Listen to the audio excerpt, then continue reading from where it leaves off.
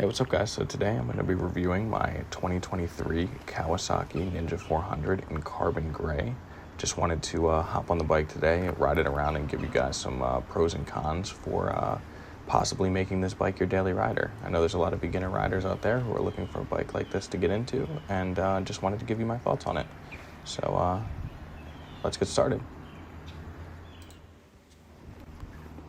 Alright guys, so let's do a quick little startup of this little Ninja 400 and see what she sounds like with the eBay exhaust with the baffle still in it.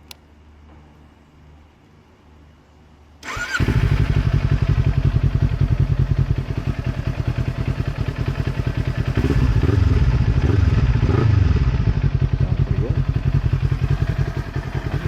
Take it around.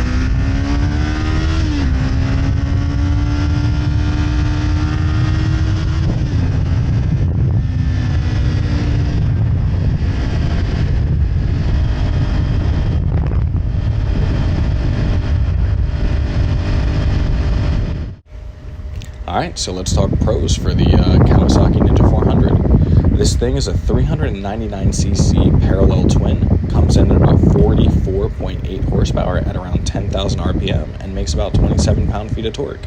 Those are super approachable numbers for any beginner rider, someone who has never stepped a leg over a bike before, and also someone who's looking to upgrade from maybe a smaller bike like a Z125 or a Grom, or even something like a CBR 300, a Yamaha R3, or even a Duke 390. Super approachable numbers. It's also affordable. That was definitely a big pro for me. When looking to upgrade, I myself started out on a Grom and quickly grew tired of it in about like 3 or 4 months. It was a fun bike, but the range on those things and what you're able to do with it and where you're able to take it, it wasn't as versatile and flexible as I wanted it to be, and I felt like it was quickly stunting my growth. Like I was saying, this thing is affordable. It comes in around $5,299 MSRP for the ABS model. When I bought it, it was probably $5,600, so they have gone down in price a lot, which is good. But yeah, so like if you're looking to get into a bike and you're not trying to spend crazy amounts of money right off the bat, the Ninja 400 is definitely going to help you not break the bank there. I know for me, I was worried about not being able to flat foot the bike. I am not a shorter rider, but there were a lot of tall bikes that I had sat on previously, and coming from a Grom, I was definitely worried. I definitely had a false sense of big bike fear, and this bike is a 30.9 inch seat height, which I can flat foot comfortably with my knees bent. I'm 5'11", so definitely someone who's in the 5'4" to 5'6" range, shorter rider can probably comfortably flat foot this bike, and it's light too, so you'll be able to hold it up. You don't have to worry about this bike being super heavy and dropping it and stuff like that. So I know that was definitely a concern of mine for purchasing my first quote-unquote big bike. But yeah, this bike is great.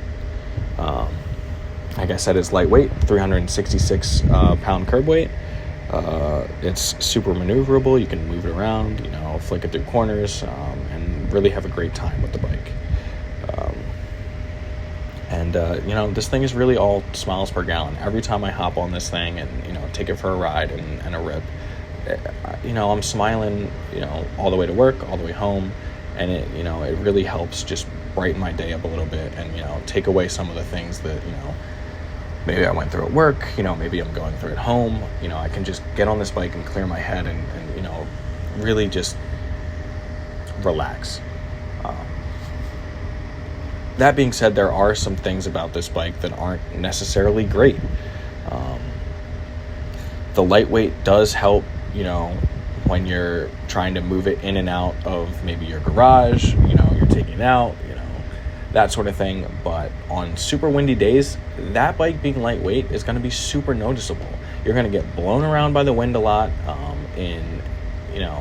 on highways where you might get passed by bigger trucks and you might get caught in that like little wind thing. You're going to get blown around, and for someone who's never ridden a bike before, that can be a little concerning.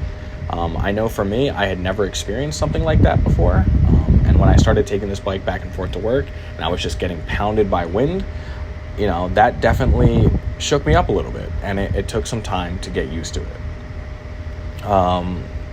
Another thing about this bike is its lack of rider modes. I know this is a cheaper end bike, but especially for the 2023 model, when we do have a lot of different bikes coming out in the 400cc class, it would be nice to see Kawasaki, give some more options in terms of modes and rider aids that can, help newer riders experiment a little bit and figure out things that they like.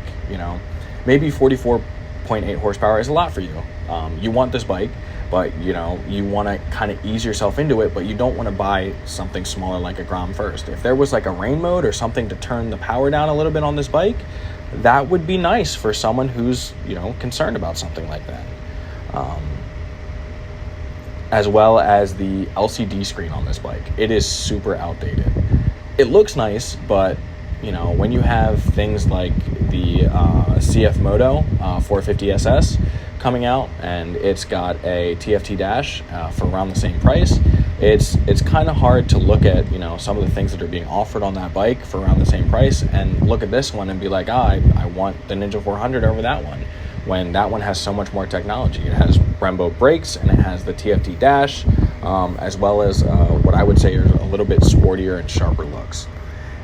It also makes just a little bit more power than the Ninja 400. So yeah, like outdated tech is definitely something that's hurting the Kawasaki in this regard, and it's something that I'd like to see future models change. Other than that, though, this thing is a fantastic little bike, and I've enjoyed every second of owning it, and I'm glad that I chose it as my first bike. Whether or not it's for you, that's something you got to figure out for yourself, and I hope my review helped you kind of figure that out. So thank you for listening to me, and I hope you continue to watch my videos, and I hope you have a great day. Thank you.